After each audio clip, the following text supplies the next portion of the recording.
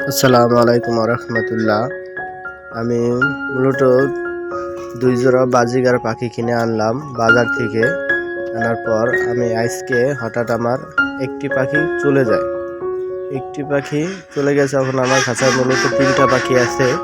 3টা পাখি, এই যে টিয়া কালার পাখিটা দেখতে পাচ্ছেন, এই টিয়া কালার পাখিটার জোড়াটাই মূলত চলে গেছে। আপনারা এই যে এই টিয়া পাখিটা, এই জোড়াটা চলে গেছে। আমি মূলত আজকে এইটা একলা আছে, এটা উইটাকে ঠোকরাচ্ছে। এটা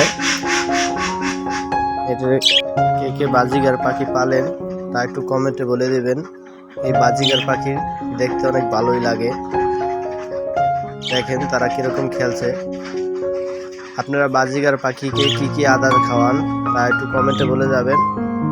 বাজিগার পাখি মূলত 6 মাস পর পর ডিম দেয়।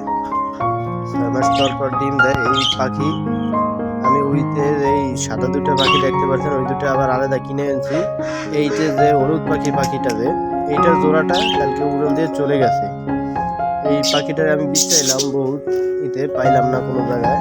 যে আমার আড়িটা বসানো ঠিক আছে, তবে এইটা মূলত ডিম দিবে মনে হচ্ছে, এটা করতেছে। আপনারা কি কি আদার খাওয়ান বাজিগার পাখিরে কমেন্টে বলে যাবেন। আমার ভিডিওটা ভালো লাগলে একটু সাপোর্ট করবেন।